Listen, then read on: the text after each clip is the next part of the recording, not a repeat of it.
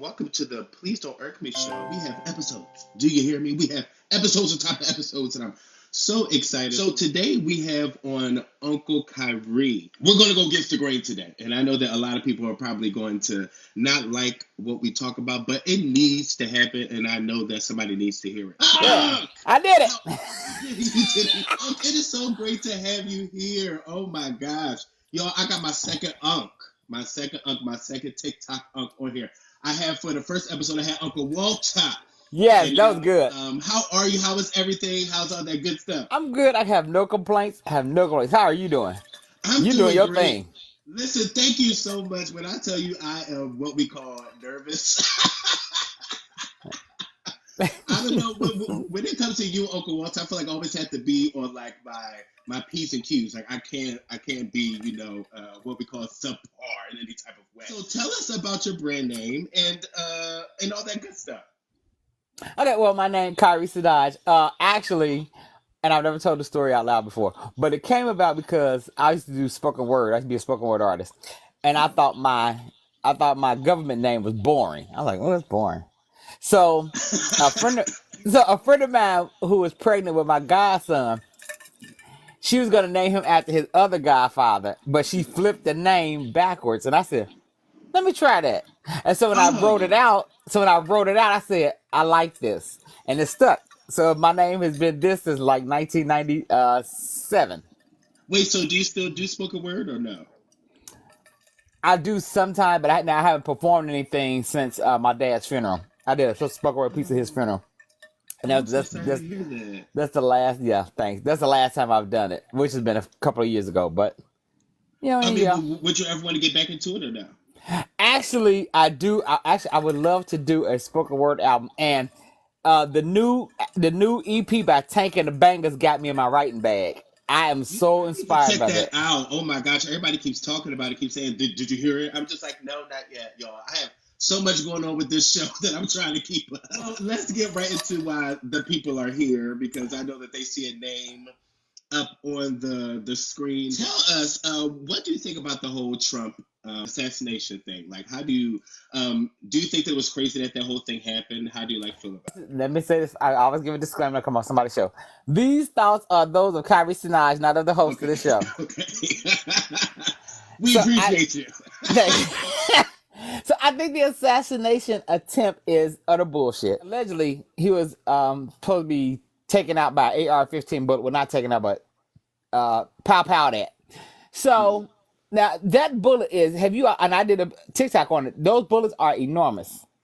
Mhm. It should have taken, and this expert said if that had happened, it would have taken off some of his ear. So now they're saying a piece of his ear is missing. Mhm. I thought it wasn't though.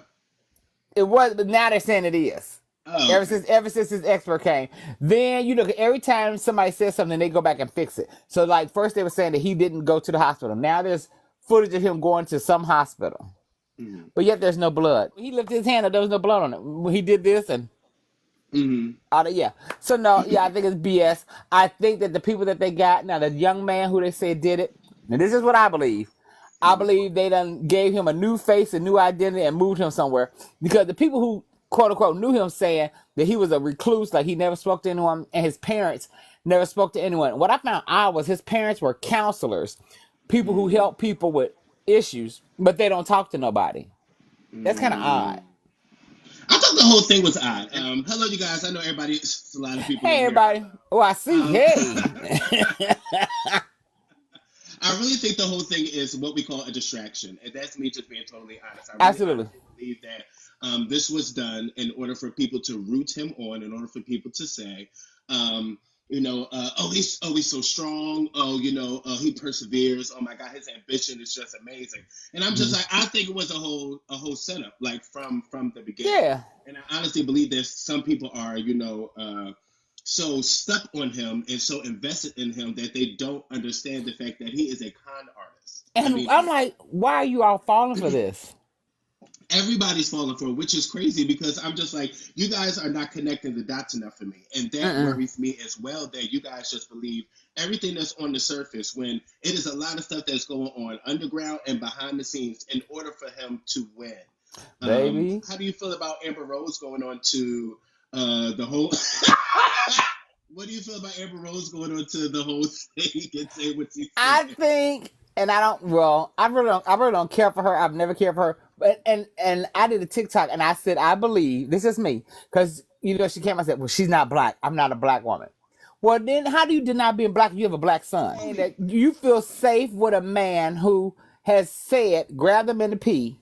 One has shown he does not respect women of any sort. Yes. Two, but you feel safe with him, and now it's come out that he is on the Epstein list as a pedo, and have allegedly had relations with a 13-year-old. But you feel safe with him. Yeah, I think this is acting out on her part. And then the people saying, we're going to boycott. We need to boycott Amber Rose. Well, how do you boycott a whore? What does she do? So what are you boycotting? But that's just my thought. Like I said, that's just my thought. Why is that so true? Right. You understand? I'm going to take that and say that for the rest of my life. How do you boycott a hoe? No, really. No. That is going to be my trend from now on. Okay, I'll steal it, but I'll make sure I give you some copyright. Just make sure. I'm like, no, my uncle said that. Okay, just to be clear. Now, did you find it odd that she would decide to go on something like that, or you're just like, well, I mean, it's kind of given that that's something that she would do? I thought it was kind of odd, but I also think like it's an attention grabber, and her name is not in the media anymore. Well, it was out there when she did the College Hill, a college whatever experience. Yeah, College Hill, yeah, college, and her and Jocelyn got into it. So her name was out there for that, but now it's. And I actually think that plays a part in her being hurt. I think black people, were already saying this, and this. And now all of a sudden she's not black. When she used to be, she used to always talk about, black women this, black women that. But now I'm not black. Okay. I don't know how much Trump is paying these people for them to really get up there and to really say these things and to honor him and say that he is like probably, the greatest. But then I had people like my cousin ask me, why would you give them a view? Here's my thing with that. As far as watching the RNC, I need to know how the enemy plans to attack. I'm not going to sit here and ignore it. If I can't see what's coming, I need to know what you're planning. Because Trump was giving all these great points about Medicare and Medicaid, and that's not true. And when you read Project 2025 and Agenda 47, he's going to abolish that. Yeah. So I'm like, that didn't match. It didn't match. I'm like, you know how to get to the people. Mm-hmm. Right, but we see the real. Let's talk about the Trump supporters. How do you feel like they're very delusional, or how do you feel? So I think they even support their bravery into getting up there and saying like, I support this man. I actually believe they're all smoking some kind of new form of crack, because you have to be crazy to support this. And if you really, but people are delusional because they don't believe it. Like, I've talked to some black Trump supporters. That's just a lie. You believe anything. I'm like, if you research it, it's not a lie. Yeah. The Agenda 47 and Project 2025 are one and the same. But speaking of the RNC, here's what I found interesting. Ooh, every entertainer that has came out and supported Trump, they were there. They were invited. Why have y'all not invited that sexy red girl? Because she speaks every chance she gets. She talks about how much she loves Trump. She wants Trump in office. Well, y'all didn't invite her. Well, I think for Trump, I'm pretty sure there is a standard. He's just like, I mean, we can go but so far. Probably Amber Rose is the furthest we can go host style. But now Amber Rose. Now what they did with Amber Rose is when they put her up on the camera, the picture. They erased her head tattoo and took out some of her melanin. She looks like a real white woman that she dreams of being. Mm-hmm. But now Sexy Red, now what's funny to me is, now she's good enough to go on these country stages of white male country artists and twerk and get on the floor and bounce around and look like they bed wench. But she couldn't come to the RNC? Okay. Okay. You are really killing me today. I'm just saying. I'm sorry. Now you knew what you was gonna get when you asked me. I know. I needed this interview so much. You don't understand. And my girl is in the chat. Now you need to get her on here, Lady Couture. Hey. She's in here. Oh, the Lady Couture. Lady Couture. Oh, the one that's on TikTok. Yes. Oh, so you famous. Okay, heard that. Okay. How are you? So good to see you. Glad to have you in here. It is an honor and a privilege to have you in here. I do have to ask. So you see the whole T.S. Madison thing, the whole thing where she said that she does not believe that Brandy is the Vocal Bible. Do you? She did. She is the Vocal Notebook instead of actually saying that we should be taking notes. Like, how do you feel about that? And then I watched her live after. She said, "I'm not saying she can't sing it. She gave Brandy her props, but she just does not believe the Vocal Bible." And she explained, she's like, a Bible is something you go to for reference in everything. She just don't believe Brandy. She thinks that the women who came before her should be referenced as the Vocal Bible. Now, who do you think is the Vocal Bibles, or like, who do you think is the actual vocal standard when it comes to people that should be compared to each other? I don't really like I don't like comparing singers. I like comparing their music with the actual singers. Okay. I think if you can hold your own and have your own vocal identity, I like that. Now, before her, I would call them as T.S. Madison, the Great Divine. Now, for me, the Great Divines, the Great Goddesses, it would be Aretha, Shaka, Natalie, and Patty. Okay. Those are the vocal divines for me. No, Whitney, no. Well, I mean, not up there. Whitney's not up there with them. I think now Whitney was the generation after them. Okay. But now for me, I like Whitney Houston, but Whitney, like T.S. Madison thinks Whitney is the end all. I don't. But I like Whitney. Really? So you do you think Whitney Houston is a standard, or do you think that she in her prime? Yes, absolutely. Yes. And I don't know if the Newports or the blunts messed it up, or the drugs, something. I don't know. Well, we all know. Thank you, the person that commented. They said, "Now this is a great topic." Thank you. Oh, thank you. For me, Whitney is just everything. You know how much I love Whitney. You know how much I love Whitney, and you know how much I love Luther. Those are like my lifelines. Right. Now, right. But I feel like they are what we call the standard. Whitney is a standard, but now my two favorite of all time is Shaka Khan and Luther Vandross. Hold on, live visibility. What happened? I don't know. Your live contains themes that some may find uncomfortable. Somebody recorded your live. Oh, reason regulated goods content. Oh Lord. What is live visibility? Somebody always just press cancel. Yeah. But one of them Trump supporters. You already know. Now somebody made a comment. Let's just shift back. Thank you, Ray, because people said people need a life, and they do. We haven't even talked about Trump in about 5 minutes, and here y'all go. We all the way on music. Now, speaking of the older generation, do you believe that the older generation should step in and help the newer generation on how to be, I guess, like more authentic, more to be themselves? Because I really believe that, like you said, they are pushing this agenda that is just like, we need you to be like this, and we need you to be like that. Yeah. That's what's going to get the sales. That's what's going to get, the publicity that they want. So do you think the older generation should step in, or do you think that the newer generation might not even listen in the first place? That part. I think the older generation, I think they should, but will the younger generation listen? And me and Coco was having a conversation, and she agreed with me. I said they need to bring back artist development. Yes. And they don't have that. They don't have that anymore. They just tell you, if you got 1 million followers, get out there. Right. And this is why what you're doing at all. You're just going out there. They're just like, do your thing. And that's like these kids now, they don't know how to give interviews. Everybody, they just keeping it real. No.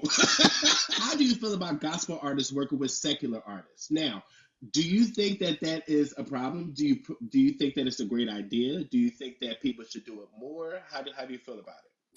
I think it's a good thing, because most of the secular artists came out of the church anyway. We may disagree. Hold on. Okay, let me get my water. Now, dig it into my church bag. Now, if the Bible says you're supposed to reach people, so how could I not reach you if I'm not, with you? A lot of these judgmental church people, they treat church like it's the social club. And like it's just for us and us only. Well, that's not your job. Your job is the Great Commission. Ain't y'all supposed to be winning souls? But now I enjoy the collaborations. Depending on the collaboration. Now Tasha, Nikki, I'm not a Nikki fan like that. No. But like when Kirk Franklin brings in people, like Mary J, Layla. I enjoy stuff like that. Hmm. See, Yeah. my thing is, I think that it's a fantastic idea. I'm not knocking it in any type of way. My only problem is, I don't think you should really work with people who are not publicly saying that they love the Lord. I just find it weird that, like, okay, okay, here we go. The whole thing with Will Smith and the whole thing with Maverick City and Kirk Franklin, I thought that the whole thing was just weird because, first and foremost, Will Smith has never in his life said, I love Jesus. He has really never said, I love God. Now, the only reason why Will Smith had Kirk Franklin and Chandler Moore on is the fact that he needed gospel validation in order for the song to be accepted. But I wasn't even a fan of the whole BET performance because I was just like, this whole thing is a cringe. Like, it is a cringe. So, how do you feel about that? I like the song. It was very inspirational. But the only reason why I thought it was weird, because like you said, he has never said that. But I'm like, ain't you a Scientologist? Thank you. Who do you believe are the greatest performers of all time? And I know some people may disagree with the things that you might say, but Oh, who I do you know believe? they may. Look, now performers. You overall performers. I think the greatest. I think the greatest performer of all time is Michael Jackson, and coming up to a close second is Prince. But Michael Jackson. Ray literally just said Prince. She literally just said Prince. She said Prince before you even said it. Prince is a close second. But I think Michael Jackson was everything. Now I've seen both because I saw both of them live in concert, and Michael was just phenomenal. Mike had to just stand there, and people were just going to scream for their lives. He just had to do one of these. Boom! Everybody just goes crazy. Now there is not one person today that can do that. I don't think that's really right. And they keep saying, "Well, this person is the next Michael. This person." I don't think there is a next Michael. No, there isn't a next Michael. There is a next person of their own lane. Right. Yeah. Because I think now as far as today's music artist, who is a great performer, in my opinion. Okay, y'all don't choke, but I know some of y'all gonna have a fit. But but Chris Brown. I think Chris Brown is dynamic. Vocally, his dancing, his stage presence, he gives it his all on that stage. Chris is one of the coldest. Chris Brown too. Yeah, Chris Brown is one of the coldest. Yeah. Now, hold on. Who do you think is a better performer, Usher or Chris Brown? Ooh. I'm really thinking because they both are great. But I'm like, ooh. Chris Brown is a better performer, but Usher has better music. I think that's exactly what it is. Because it is. Because now, let's talk about an album that was as big as Confessions. There has never been an album that has really soared that high. That album sold 30 million records. 30 million. Chris Brown has never seen that many records. Now, he may have seen 30 million streams, but he has never seen that in his pocket when it comes to actual album sales.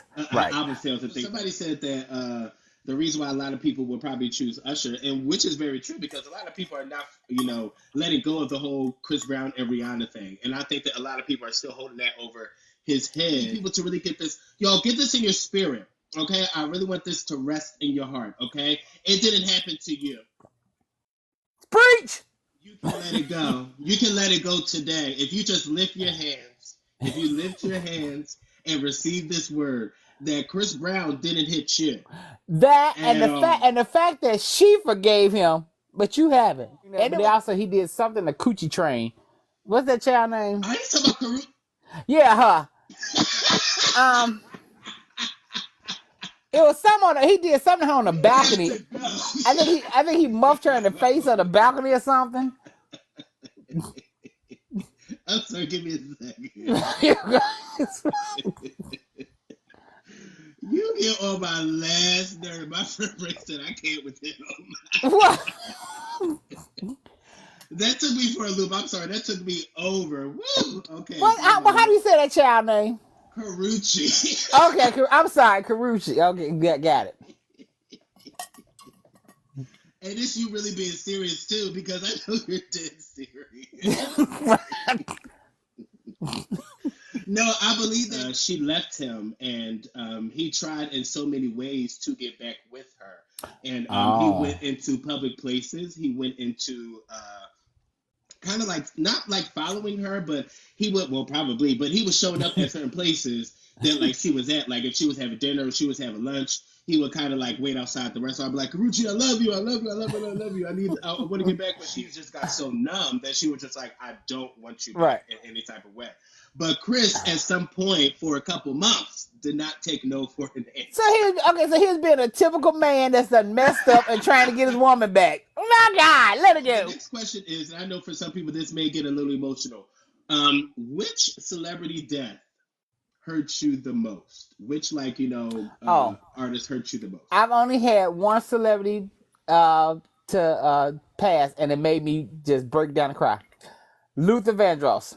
My best friend called me. I was at work, and he called and he said, "Have you heard?" I said, "Heard what?" He said, "Luther passed." I said, "Child, said they killed him out every 6 months." So I didn't take it seriously. He said, "No, sir." He said, "Turn on the radio because at my job, at that job, we can listen to the radio." And I walked into my area, my scanning area, and this girl was crying. I said, "What's up?" She said, "Luther gone." And she turned up the radio, and I heard it, and I immediately broke down. Oh, like I really knew him. Gosh. Yeah. That hurt. Oh my gosh. That hurt. Ray said that Prince was the one for her. She cried. Now you know what was so crazy, and Ray, you could definitely attest to this. I don't know if you remember. So the celebrity death that hurt me the most will always be, I'm about to get emotional, will always be Whitney Houston. Whitney, when Whitney passed away, I was actually on my way to Ray's apartment when we were in college. We were in UMES, and we were in Talent South. And she texted me, and she said, "You need to like come by." And I was just like, "What do you mean?" So I didn't hear about it at all. And she was like, "When you come over, just brace yourself. The TV is on. Just brace yourself." And some of my friends, we were in the living room, and I walked through the door. And my friend Whitney, not Whitney Houston, but my friend Whitney, told me, she was like, sit down, because all my friends know how much I love Whitney Houston. They all know.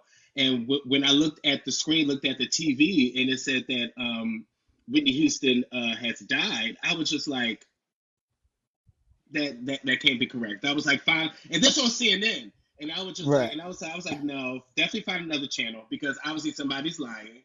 Obviously, nobody knows what they're talking about. So let's definitely find another source, because I don't believe it. But even to this day, when I watch videos of her, and when I see her in her prime, and even closer to her end, I say this all the time. Whitney Houston has no business being in the grave. She has no business. I agree with that. The life that she was breathing into the young ladies behind her, she was always supporting. Even going into the end of like her career and her life, I was just like, for her to have to go out that way was really just traumatic to me. Let's definitely play a game, because I know that I know this game. Some people may not like it as well, but it's called Vocal Roulette. Okay. Oh Lord. So during this. So during the time, I'm going to give you two pairs of singers, okay? Okay. And you have to choose them strictly off of vocals, and vocals only. You cannot do anything off of careers or anything like that, okay? Okay, vocals. Okay. Only vocals, okay? The first pair is Patti LaBelle or Gladys Knight. Patti LaBelle. Patti LaBelle. Why you choose? Well, you know we love Patti, but why you choose Patti? I like Patty's vocals better. I like Patty's. And I'm going on in their prime. Gladys can sing. Don't get me wrong. I like Gladys, but Patty's vocals. Oh, Patty's vocals used to just be flawless to me. Yeah. Back in the day, yeah. Okay, let's do the second one. How about Jasmine Sullivan or Brandy? Damn.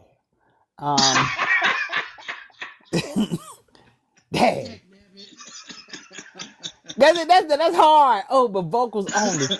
Vocals only. Oh my God! That's how.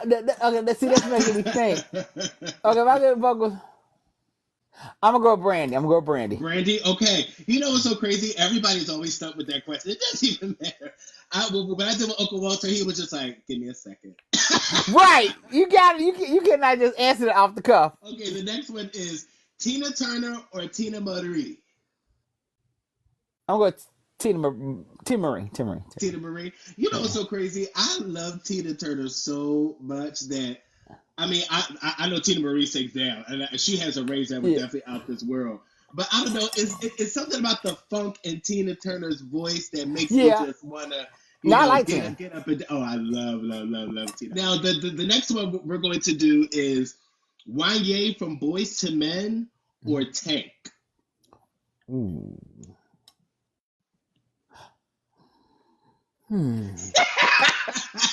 Because, and I'm doing this because now once upon a time, I would have went straight Wanye, but Tank has really improved over the years. He has. I'm gonna go with Tank. Tank, okay. Yeah. Next one, the last one would be Whitney Houston or Aretha Franklin. Okay, are we talking about now? Are both of them in their prime? In the prime. Ooh, in their prime, I gotta go with Aretha. In her prime, Aretha was no joke. Now Whitney, her prime was dynamic. To play with too. Oh, Whitney, definitely, and after seeing Whitney Houston in concert, absolutely. Yeah. She gave you. In concert? I've seen Whitney in concert. Yeah. Really? How was that? Awesome. It was doing the I'm Your Baby Tonight album. Awesome. That tour. Not the prime. Not when she. Oh my Lord. Not I'm Your Baby Tonight. Oh my Lord. Yeah, my name is not Susan. Yeah. I definitely want to talk about the times of back in the day. I know that you talk a lot about how the newer generation just really has it wrong, and So take us back to your upbringing. Who instilled great morals in you when you were younger, and then growing up even into today? Because I believe you're a great man. I believe you're very intelligent. I believe you carry yourself very well. So who instilled all that within you? Thank you. It's a combination between my grandmother, my mother. It's always a grandma. Yeah, my grandmother, my mother. I've learned something. My babysitter, Lucille Maddox, yeah, and my dad. Everybody put something into me. She could cook. Lucille Maddox. Tell her she could do. Oh, baby, she was one of the best. One of the best cooks. One of the best cooks was Lucille Maddox, baby. But yeah, I think they all instill something to me, especially my dad teaching me how to protect my mom and what the things to do as a man, which you should take care of, and and loving me unconditionally. That's a major part. With that being said, what are some in this new day and age? What are some characteristics that the newer generation is missing? Like, what are some stuff that may concern you that comes to the generation that's coming up behind us? What's missing? I think love is missing. A love of self and respect of self is missing, which is why it can't be displayed out. And I always say this, I blame my generation.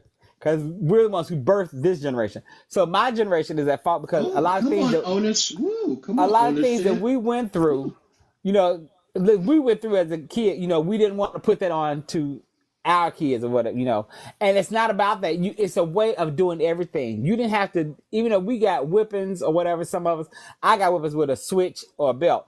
But you don't have to do that. It is other ways of disciplining, and we didn't discipline. I don't want to do that to my child. So now you have these people running them up, and so they were not disciplined. So then they're birthing the ones who are not disciplined at all. See, and that's what discipline is missing. Discipline, respect, and love is what's missing. That's a beautiful combination. And then I'll add in there peace as well, because I really think that people are just dealing with a lot mentally, with like peace of mind for people. Do you think that therapy is a great vehicle for that to happen? Do you think that it's very much could needed? Probably be okay. Very much. I'm an advocate for therapy, yes, because I went to therapy absolutely because I first started going to therapy years ago because I wanted to know why was I doing some of the things that I was doing. or why was I attracting this type of man? Why was I doing this? Why was I doing it? So I want to know, and I knew it was something about me, but I had to get to me, the inside of me, to get to know what was happening. And so I'm an advocate. I'm very much an advocate of therapy. I know that's right, because I really believe, especially, Lord, y'all come close to the screen again, because I need y'all to get this into your spirit as well. Just because you're Black and a Christian does not mean that you should be excluded from therapy. And I think a lot of people are really under this impression that when a Black person goes to therapy, that there's something wrong with you. There is nothing wrong with you. Right. All you're trying to do is just kind of trying to figure out your thought process, or figure out or try to unpack all the things that you dealt with in your life, so that you don't have to carry that into your next season. Because, like I always tell people, it's not, a lot of times what's said is outweighed by who says it. Yeah. Who says it carries the most weight? If we can get it together, there's absolutely hope. And I'm hoping we get it together as a people. When I was a kid, we would go outside and play, and we would... and I saw a post about this. Outside and play, that's number one. Get off your phones, go outside. Right, go outside. But we would be all over the neighborhood. Me and my friends, we would be walking down the railroad tracks, going all the way on the other side of wherever. You know, as long as we got back in time, you know, as our mothers would say. People forget that too, that it's like, you don't always have to, you know, be on that phone scrolling and things like that. Go outside. Break that fire hydrant, have a block party, do something. Oh, a good block party. Yes, a good block party. Do that. Go outside, take your shoes off, and touch some grass. Get in tune with the earth. Lord, please. Because everybody just wants to be inside the house. Now, I am too. I mean, but I'm 30 plus, so the house is where I'm going to be, because my rent costs a lot of money, and I'm going to get my money's worth out of my apartment. Baby, because rent is... Right? But for the kids, you know, if y'all don't go outside and just be a kid, right? They used to have to make us come in the house. We would just stay outside, right, especially in the summertime. You see those street lights on? Come on in here. Right now, you better back here. Now, my mother, her thing was, now the street light come on, you can stay outside. You got to be in this yard. You can't be out. You be in this yard and be on the porch. I need you to be on the porch. That's my mother. I need to be able to see you. If I cannot see you, that is a problem. Oh, it Lord. was wonderful having you on. It is always a pleasure. Thank you. I enjoyed this. Listen, I thank you for the opportunity of trusting me with interviewing you. I thank you for jumping on to say, like, hey, you know, I want to be on it. And I'm just like, listen, say less. It will happen. It will happen. And I'm so happy that it happened today. This is exactly what I needed. Thank you guys for tuning in. Thank you for everybody. Yes. Ray, I appreciate you. I love you so much. Lady Couture, thank you. Oh, and, yes. Thank you all for joining in.